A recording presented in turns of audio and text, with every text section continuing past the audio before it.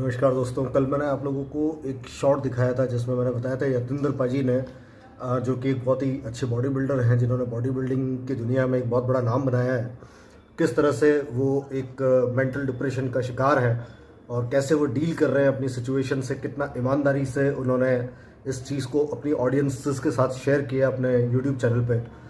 ईमानदारी की उनकी मैं कदर करता हूँ बहुत दिल से, क्योंकि ऐसे कई लोग हैं जो इन्फ्लुएंसर्स हैं लेकिन बहुत दिखावा करते हैं, फेक आइडेंटिटी बताते हैं, अपना फेक लाइफस्टाइल दिखाते हैं लोगों को इम्प्रेस करने के चक्कर में, उनके ऊपर इन्फ्लुएंशियल होने के चक्कर में। लेकिन एक अच्छा कंटेंट क्रिएटर मेरे हिसाब से वही होता है जो ईमानदारी से अपनी लाइफ के बारे में बताए लोगों को और अच्छे और बुरे दोनों तरह के पहलू समझाए लोगों को।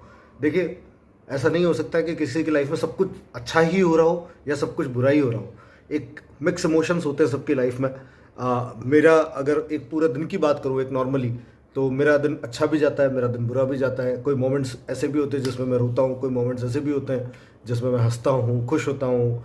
बहुत सारे इमोशंस होते हैं जो दिन भर में आते जाते हैं हमारे अंदर।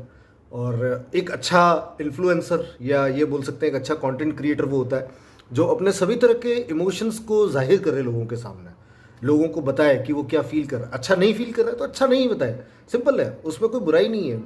लेकिन एक फेक लाइफ दिखाने से अच्छा है कि आप रियलिस्टिक प्रॉब्लम्स के बारे में बात करो, ताकि लोग जो ऐसी प्रॉब्लम से जूझ रहे हैं अपने जीवन में वो भी उनसे बाहर निकल सकें। तो ये एक बहुत ज़रूरी एस्पेक्ट होता है हमारी लाइफ का कि हम लोग चीज़ों को शेयर करें, खुल के शेयर करें।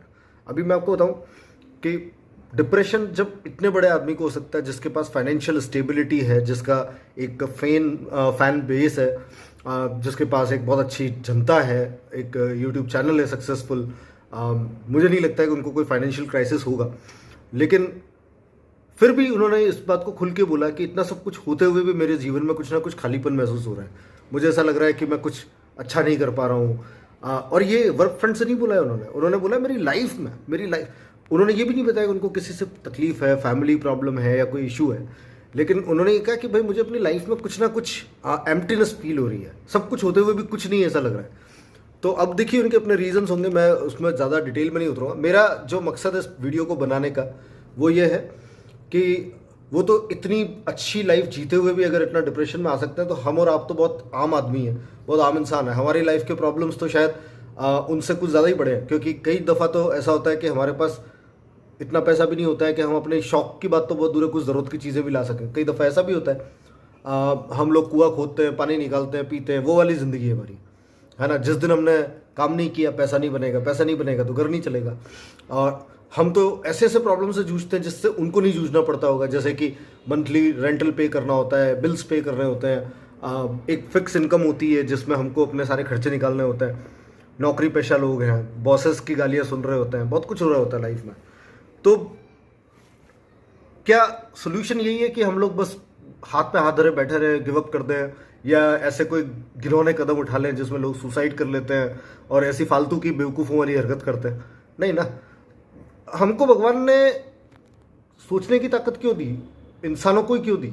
जानवरों को भी तो दे सकते थे। बावजूद उसके भी जानवर सर्वाइव कर जाता है। मैं आपको बताता हूँ क्यों। क्योंकि जानवर को किसी चीज़ की आसक्ति नहीं होती है।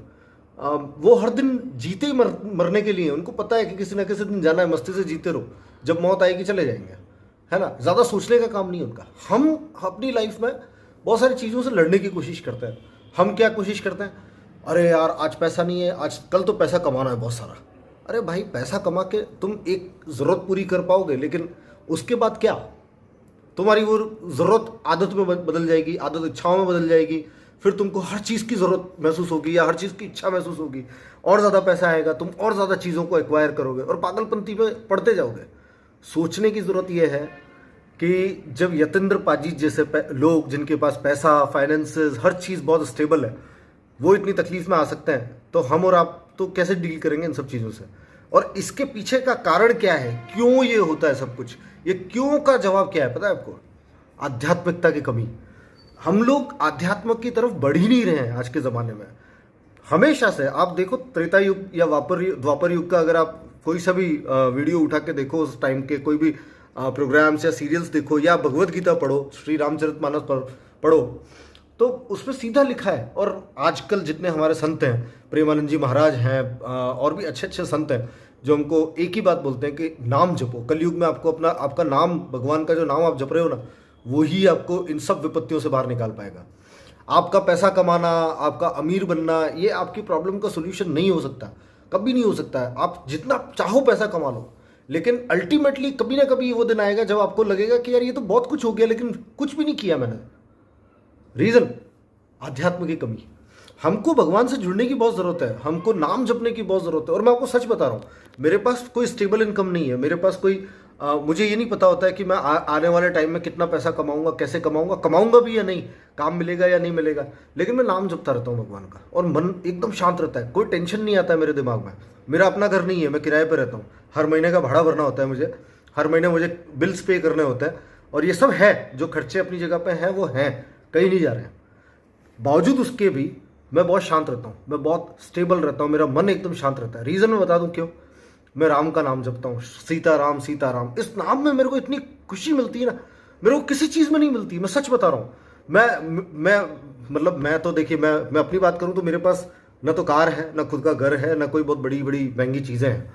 लेकिन मेरे ही घर में, जैसे कि मेरा भाई है, मेरे पेरेंट्स हैं, उन लोगों के पास लग्जरी गाड़ी है, लग्जरी घर है, सब कुछ है। बट मुझे वो सब चीज़ें फैसिनेट नहीं करती हैं, मुझे उन सब चीज़ों से कोई आसक्ति नहीं होती है। मुझे ऐसा नहीं होता है कि मैं उन गाड़ियों को चलाऊं, मैं उस घर में जाके रहूं, मैं उन लोगों के साथ उस लेविश लाइफ को एंजॉय करूं, मुझे नहीं होता है, रत्ती पर भी नहीं होता है।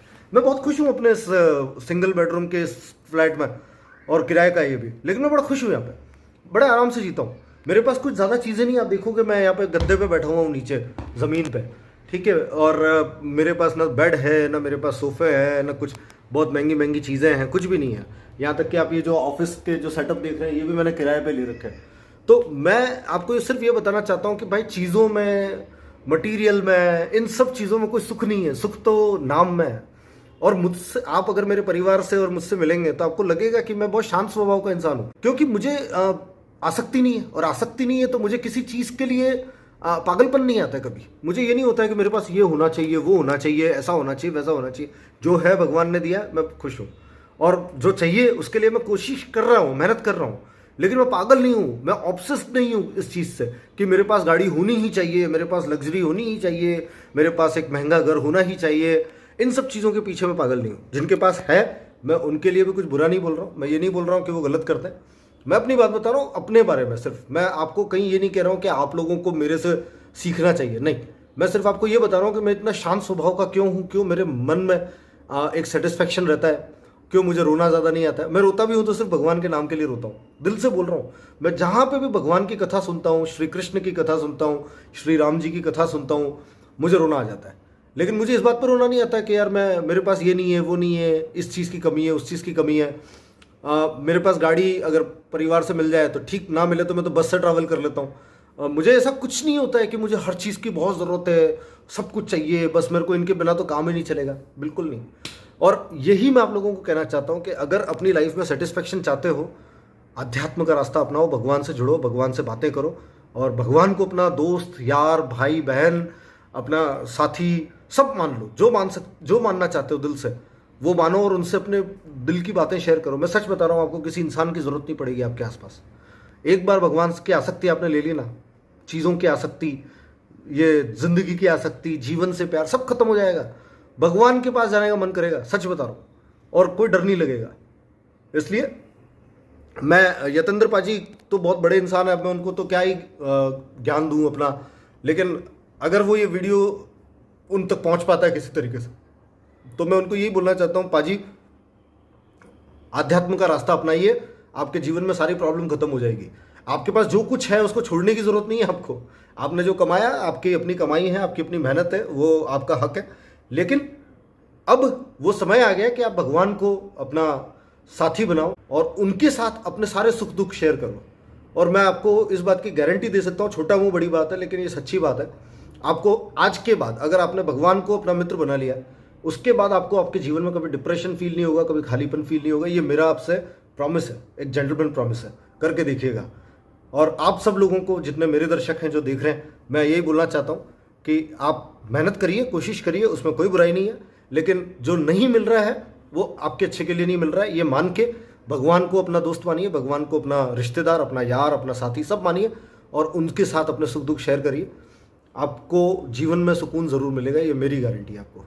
अभी फ़िलहाल के लिए मैं आप लोगों से अलविदा बोलता हूँ, अगले वीडियो में फिर मिलूंगा। नमस्कार।